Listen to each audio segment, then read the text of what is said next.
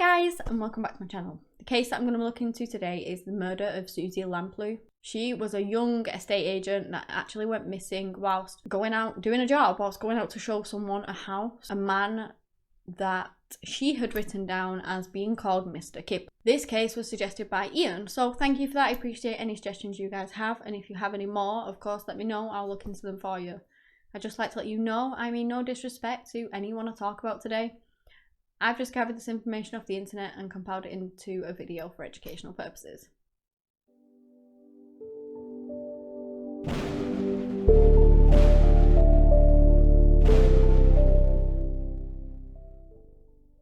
Susanna Jane Lamplugh, who was known as Suzy by everyone, so that is how I'm going to refer to her, was born on the 3rd of May in 1961 in Cheltenham in the UK to parents Paul and Diana. I couldn't really find anything on her childhood, so let's just skip to her adulthood. She was an estate agent that lived and worked in London.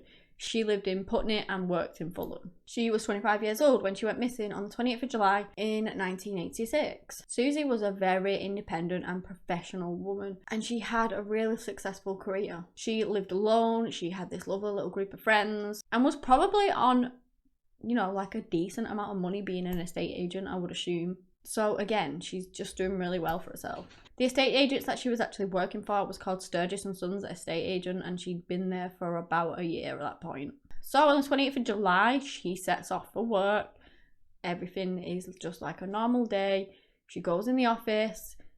You know, everything is just as it would be. That is until around 12:40 p.m, which is when she is leaving the office to go and show a prospective client a house that they'd arranged a meeting, you know, to go and view. She grabs a key, she grabs a purse with all the cards in it, and off she goes. She leaves her bag behind though, so that indicates that she was planning on coming back. She didn't take everything. She was going to show the house, she was going to do whatever, and then come back to the office. Suzy had a diary in the office which she wrote everything in, so the details of this particular appointment were written in that, but they weren't.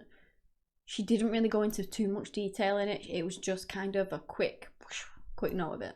It read 12:45, Mr. Kipper, 37 Shorrolds Roads, O/S. And the annotation of OS actually stood for outside. So she was going to meet him, this man, outside of 37 Shorrolds Road to show him the house. 10 minutes later, we can assume about 12:50-ish, a witness would later report that a woman that resembled Suzy was stood outside of the house just waiting. Then around 1 p.m, a neighbour in the area looks out of their window and they see a woman that they described as Suzy talking to a young man who had appeared, who we can only assume was Mr. Kipper, obviously the client that she was supposed to be meeting. He was said to be dressed immaculately, to be wearing this really fancy suit, and the witness said that he was very good looking and that he was aged between 25 and 30. They then saw the pair later walking away from the house. You know, a few minutes later, I don't know whether they'd gone in. I assume they did. They were there to view a house, not to, you know, chat. And it doesn't take that long to view a house anyway, depending on how long you want to spend. You know, you could have gone in, have a quick look around, and then go. Depends on what kind of person you are. So anyway, a few minutes later, they're walking away. I have seen as well that some witnesses said that they saw Suzy arguing with this man and then getting in the car with him. And I think that the car that they were getting in was Suzy's white Ford Fiesta. Then later on, a van driver came forward to say that whilst driving down Stevenage Road, he had to slam on his brakes and beep because this car just came speeding around this corner and it was Suzy's white Fiesta and they nearly crashed into him. So he stops, he beeps, and then he says that Suzy's in the car with a good looking young man. At the time, there was actually a similar property up for sale around that area too. So it is believed that, you know, they'd gone to look at the first house and then maybe he had asked if they had any more of similar listings. And this one was very close to the first one too. So that maybe then she suggested that one and they went and looked at that one. Or maybe she had planned on, I don't know, him viewing the two anyway in the first place. Yeah, she'd only written down the one because that is where she was meeting him.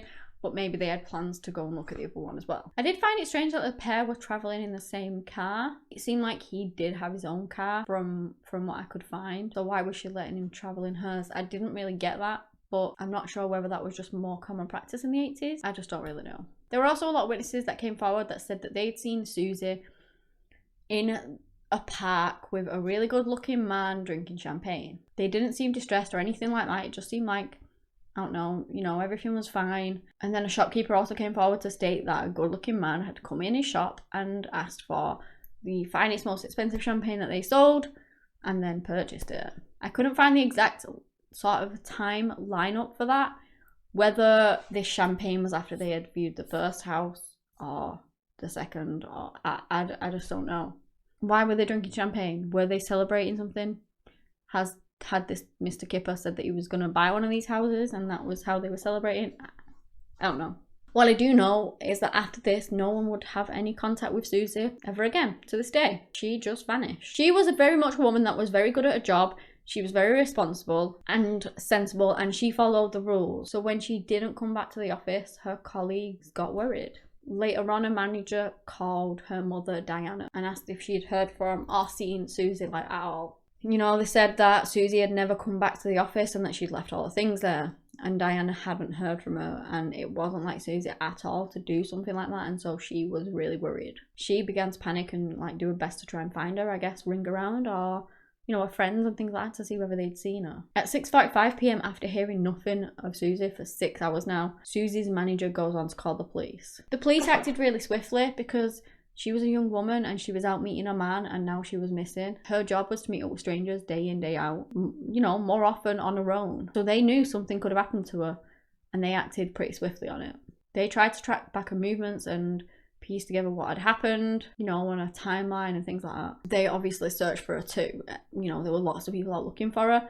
Eventually, the same night at 10:01 p.m, they came across Suzy's white Ford Fiesta that had been abandoned outside of the property for sale on Stevenage Road. The handbrake was off, the driver's door was unlocked, and the car keys were missing. Her purse was found in the glove box and there was no sign of any struggle. They also didn't find any fingerprints that shouldn't be there. Whether the car was wiped down, I don't know before that, who knows. But what they did actually find was that the driver's seat had been pulled back, so it wasn't how she would have driven the car. Whether her legs were shorter than that or longer, I don't know whether it was pulled back or forward, but it was in a different position than what Suzy would have normally driven it. So it appeared like somebody else had been driving the car. The search for Suzy was done on this huge scale, and it was one of them, you know, like the biggest ever missing person searches done by the UK police. They went straight to the media and the public with information, trying to find anything, trying to get her face out there, you know, get tips off them if anyone's seen anything. And I do believe there were lots of tips that did come in,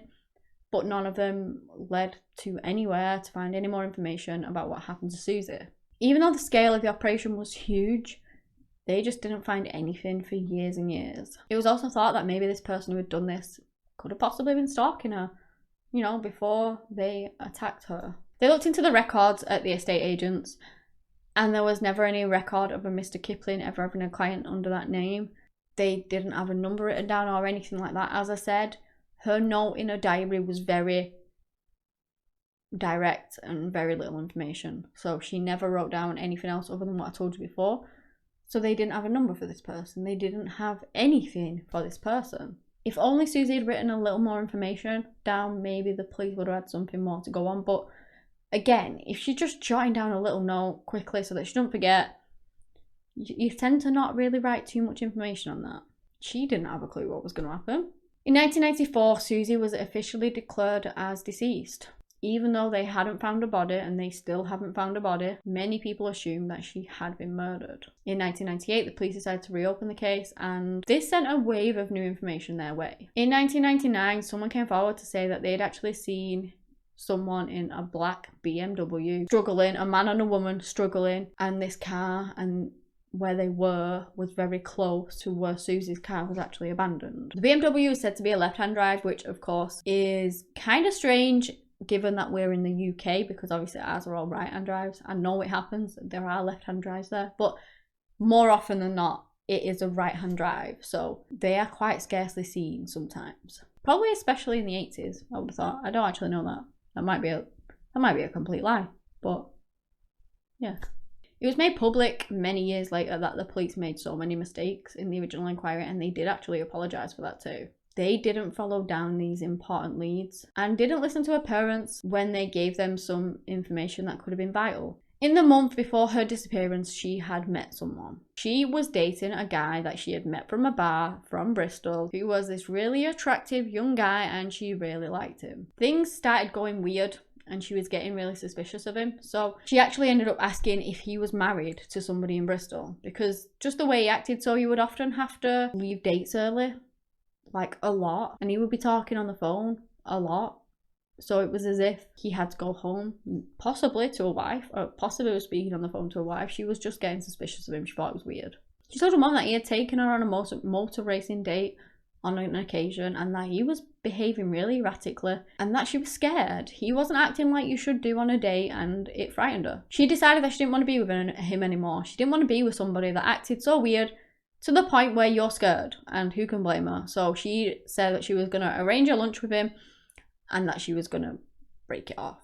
They never found out what actually happened with that, because not long after, Suzy went missing. Let me just say here as well, the name Mr. Kipper, a lot of people do believe that it's derived from kidnapper. So Mr. Kidnapper, Mr. Kipper, you know, it's a possibility, but that shows that it was premeditated, and that is just awful. In 2000, it was reported that convicted rapist and murderer John Cannon could have possibly killed Suzy and was arrested in connection with it, but denied it. To show you the ties here, I'm going to have to go back to the 29th of October in 1987, when John Cannon is arrested for trying to assault 2 shop assistants at knife point. They find his car, a black BMW, very close by. Inside the car, they find a rope and an imitation handgun, and inside his glove box, they find this tax disc, which didn't belong to him. It belonged to a woman called Shirley Banks, and when they went to search his house, they found her Mini Clubman in his garage. He had actually painted it blue and changed the number plate, but it was her car. Now, Shirley had actually gone missing on the 8th of October. She was out shopping with the intent of meeting her husband later on for drinks, and she never showed up. He got worried, called the police, reported her as missing, but they couldn't find anything on her until then. John, of course, denied any involvement. He said that a few days before, he had bought this car from someone. He paid £100 for it, and he had nothing to do with it. Shirley Banks' decomposed body was found 6 months later in Quantock Hills in an area known as Dead Woman's Ditch. Now, John was found guilty of Shirley's murder, and he was sentenced to life for that. He was charged also with assault and the sexual assault of a woman in Reading. So as you can see, he wasn't a very pleasant man. It was reported that he'd been released from what I can gather, it's like a halfway house in a sense, where you come from prison and you go there, and it's kind of, you go out on day release and things like that, from what I get. And he had been released on day release to London, where he could just do what he wanted, but he had to kind of be back for a curfew sort of thing. And this was in Fulham. It's also speculated that he may have been dating Suzy. This may have been the man that was dating Suzy. It may have been the reason why this man always had to leave early, why he was always on the phone to people. Other people also in this hostel or whatever it was said that he used to sneak out at night to go to bars, and that he met a woman, and that he would often talk about the successful, beautiful woman that he met, that she was a young professional, and that they met in a bar, which is where Suzy met her ex-boyfriend. It was also said that 3 days before Suzy's murder, he was actually fully released from that hostel, prison thing, whatever it was. Also, while he was in jail, guess what his nickname was? It was Kipper, which is either a relation to Mr. Kipper or is just one very big coincidence. John is the only and main suspect in the murder of Suzy Lamplugh. He matches all of the witnesses' descriptions. He has a black BMW. He was in the area at the time, and he has a bad past, and everything just seems to fit. In November of 2002, it was declared that there simply wasn't enough evidence to charge him of Suzy Lamplugh's murder. I mean, he was already in jail at this point, but they just didn't have enough evidence to charge him on top of that. In April 2001, a previous girlfriend of John's claimed that he told her that Suzy Lamplugh was buried at Norton Barracks, which is a former military base. The police went out and searched the area, but they found nothing. In 2002, there was speculation that one of John's fellow inmates had told police that he had buried Suzy underneath his mother's patio in Sutton. Once again, this was looked into and nothing was found. Over the years, there's been various searches for Suzy and researches, like in the same area, but nothing has ever been found.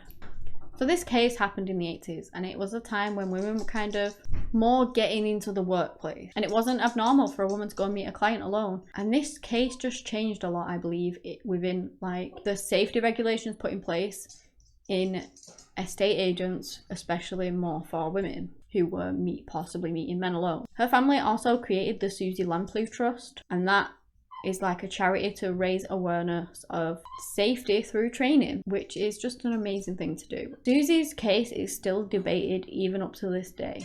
And even more recently, it has come out that a detective told a national newspaper that John, who is the prime suspect still, was actually seen throwing a suitcase into the Essex Canal just 3 days after Suzy vanished. It's believed that this information is the best lead about Suzy's potential whereabouts that they've had in years, since she went missing a total of 34 years ago now. So keep your ears and eyes open, you know, maybe something will come of this. I haven't read anything since.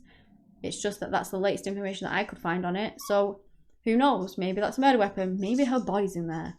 Maybe we will finally find out what happened to Suzy Lamplugh, and maybe her body can finally be returned home for a family to, you know, lay her to rest, say goodbye to her properly. And maybe your case can finally be solved, and the person that did this, whether it be John or someone else, do the time and finally serve justice for what they did to Suzy. I truly hope that that happens and that this case is finally solved. But yeah, that's the end of the case. If you've enjoyed it, give me a big thumbs up and subscribe to my channel for similar content. Anyway guys, that's all I have today on the case of Suzy Lamplugh. Thank you so much for watching, and until next time, bye!